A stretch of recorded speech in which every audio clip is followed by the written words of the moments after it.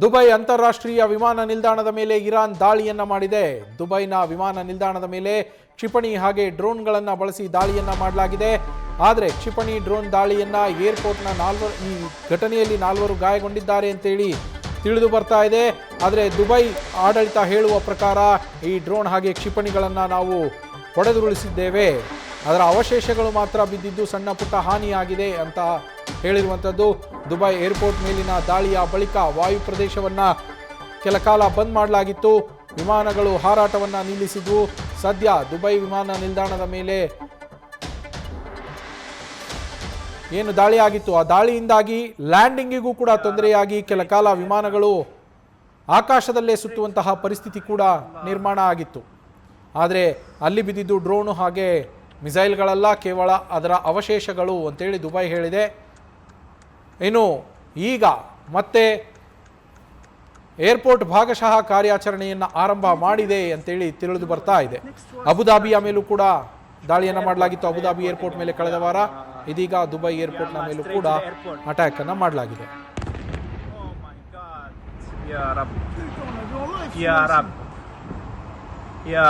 Straight to the aircraft. Straight to... Ya Allah.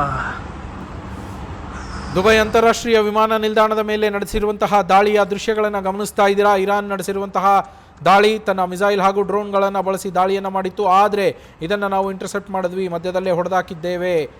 ಅಲ್ಲಿ ಬಿದ್ದಿದ್ದು missile ಅಥವಾ ಡ್ರೋನ್ಗಳಲ್ಲ, ಅದರ ಅವಶೇಷಗಳಷ್ಟೇ ಅಂತೇಳಿ ದುಬೈ ಹೇಳ್ಕೊಂಡಿರುವಂಥದ್ದು. ಈ ಘಟನೆಯಲ್ಲಿ 4 ಗಾಯಗಳಾಗಿದೆ ಅನ್ನೋ ಮಾಹಿತಿ ಸಿಗ್ತಾ ಇದೆ. ಆದರೆ ದುಬೈ ಹೇಳುವ ಪ್ರಕಾರ ಅಲ್ಲಿ ಸಣ್ಣ ಪುಟ್ಟ ಆಸ್ತಿ ಪಾಸ್ತಿ ಹಾನಿಯಾಗಿದೆ ಅಷ್ಟೇ ಅಂತೇಳಿ ದುಬೈ ಹೇಳ್ತಾ ಇರುವಂಥದ್ದು. ನಮ್ಮ ಪ್ರತಿನಿಧಿ ವಿದ್ಯಾಶ್ರೀ ಫೋನ್ ಸಂಪರ್ಕದಲ್ಲಿದ್ದಾರೆ. ವಿದ್ಯಾಶ್ರೀ, ಕಳೆದ ವಾರ ಅಬುದಾಬಿ ಏರ್ಪೋರ್ಟ್, ಈ ವಾರ ದುಬೈನ ಅಂತಾರಾಷ್ಟ್ರೀಯ ವಿಮಾನ ನಿಲ್ದಾಣದ ಮೇಲೆ ದಾಳಿಯನ್ನು ಮಾಡಿರುವಂಥದ್ದು. ಈಗ ಅಲ್ಲಿ ಪರಿಸ್ಥಿತಿ ಹೇಗಿದೆ? ದುಬೈ ಆಡಳಿತ ಏನು ಹೇಳ್ತಾ ಇದೆ ವಿದ್ಯಾಶ್ರೀ? ನವೀನ್, ಕೊಲ್ಲಿ ರಾಷ್ಟ್ರಗಳ ಮೇಲೆ ಇರಾನ್ ಮಾಡ್ತಾ ಇರುವಂತಹ ಅಟ್ಯಾಕ್ ನಿಮಗೆ ಫೆಬ್ರವರಿ 28ಕ್ಕೆ ಆರಂಭ ಆಗಿದ್ದ ಯುದ್ಧ. ಫೆಬ್ರವರಿ 28, ಮಾರ್ಚ್ 1, ಮಾರ್ಚ್ 2, ಮಾರ್ಚ್ 3ರ ತನಕ ಯಾವ ತೀವ್ರತೆ ಕಾಣಿಸಿಕೊಳ್ತಾ ಇತ್ತು ಕೊಲ್ಲಿ ರಾಷ್ಟ್ರಗಳ ಮೇಲಿನ ಅಟ್ಯಾಕ್ ನಲ್ಲಿ. ಆದ್ರೆ ಈಗ ಆ ತೀವ್ರತೆ ಕಡಿಮೆಯಾಗಿದೆ, ಅದು ಬಹಳ ಸ್ಪಷ್ಟವಾಗಿ ಕಾಣಿಸ್ತಾ ಇದೆ. ಬಟ್ ದೆನ್ ಇರಾನ್ ನಿಂದ ಕೊಲ್ಲಿ ರಾಷ್ಟ್ರಗಳನ್ನ ಗುರಿಯಾಗಿಸಿ ಮಿಸೈಲ್ಗಳ ದಾಳಿ, ಡ್ರೋನ್ ದಾಳಿ ಕಂಟಿನ್ಯೂ ಆಗಿದೆ. ಸುಮಾರು ಒಂದು ಮಾಹಿತಿಯನ್ನ ನಾನು ಪರಿಶೀಲನೆ ಮಾಡ್ತಾ ಇದ್ದೆ. ಸುಮಾರು 3,000ದಷ್ಟು ಮಿಸೈಲ್ಗಳನ್ನ ಹೊಂದಿದ್ದಂತಹ ರಾಷ್ಟ್ರ ಇರಾನ್ ಈಗಾಗಲೇ 2,500ದಷ್ಟು ಮಿಸೈಲ್ಗಳನ್ನ ಅವ್ರು ಹಾರಿಸಿದ್ದಾರೆ. ಮಿಸೈಲ್ಗಳನ್ನ ಪ್ರೊಡಕ್ಷನ್ ಮಾಡುವಂತಹ ಸೆಂಟರ್ಗಳು ಕೂಡ ಇದಾವೆ. ಆದ್ರೆ ಅವುಗಳ ಮೇಲೆ ಒಂದು ದಾಳಿಯಾಗಿದೆ, ಇನ್ನೊಂದು ಅಷ್ಟು ಕ್ವಿಕ್ ಆಗಿ ಮಿಸೈಲ್ಗಳನ್ನ ತಯಾರು ಮಾಡುವಂತಹ ಸಾಮರ್ಥ್ಯ ಇರಾನ್ಗಿಲ್ಲ. ಆ ಕಾರಣಕ್ಕಾಗಿ ದಾಳಿಯಲ್ಲಿ ಅದು ಕ್ಷೀಣಿಸ್ತಾ ಇದೆ, ಅದರ ಶಕ್ತಿ ಸಾಮರ್ಥ್ಯ ಕ್ಷೀಣಿಸ್ತಾ ಇದೆ ಅನ್ನೋದು ಮಾಹಿತಿ. ಈಗ ದುಬೈ ಮೇಲೆ ನಡೆದಿರುವಂತಹ ಈ ಅಟ್ಯಾಕ್, ನೀವು ಹೇಳಿದ ಹಾಗೆ ಅಬುದಾಬಿ ಏರ್ಪೋರ್ಟ್ ಮೇಲೆ ಗುರಿಯಾಗಿಸಿ ದಾಳಿಯನ್ನ ಮಾಡಿದ್ರು. ಇನ್ನು ಈ ದುಬೈನಲ್ಲೇ ಬುರ್ಜ್ ಅಲ್ ಅರಬ್ ಮೇಲೆ ದಾಳಿಯನ್ನ ಮಾಡಲಾಗಿತ್ತು, ಪಾಮ್ ಜುಮೇರಾ ಮೇಲೆ ದಾಳಿಯನ್ನ ಮಾಡಲಾಗಿತ್ತು. ಬಟ್ UAEಯ ಆಡಳಿತ ಅದನ್ನ ಆಗಸದಲ್ಲೇ ಇಂಟರ್ಸೆಪ್ಟ್ ಮಾಡುವಂತಹ ಕೆಲಸವನ್ನ ಕೂಡ ಮಾಡಿದೆ. ಈಗ ಇವತ್ತು ದುಬೈ ಮೇಲೆ ನಡೆದಿರುವಂತಹ ಈ ದಾಳಿ, ದುಬೈನಲ್ಲಿ ನಮಗೆ ಗೊತ್ತಿದೆ ಕಳೆದ ಹಲವು ದಿನಗಳಿಂದ ವಾಯು ಪ್ರದೇಶವನ್ನ ಕ್ಲೋಸ್ ಮಾಡಲಾಗಿತ್ತು. ಈಗ 1-2 ದಿನಗಳಿಂದ ಸೀಮಿತ ಕಾರ್ಯಾಚರಣೆಯನ್ನ ದುಬೈ ಏರ್ಪೋರ್ಟ್ ಮೂಲಕ ಮಾಡಲಾಗ್ತಾ ಇದೆ. ಯಾರ್ಯಾರು ಸ್ಟ್ರಾಂಡೆಡ್ ಆಗಿರುವಂತಹ ಬೇರೆ ಬೇರೆ ದೇಶದ ಪ್ರವಾಸಿಗರಿದ್ದಾರೋ ಅವರನ್ನೆಲ್ಲ ಅವರ ದೇಶಕ್ಕೆ ಎಸ್ಕಾಟ್ ಮಾಡಿ ಕಳುಹಿಸುವಂತಹ ಕೆಲಸ ದುಬೈ ಏರ್ಪೋರ್ಟ್ ನಿಂದ ಆಗ್ತಾ ಇದೆ.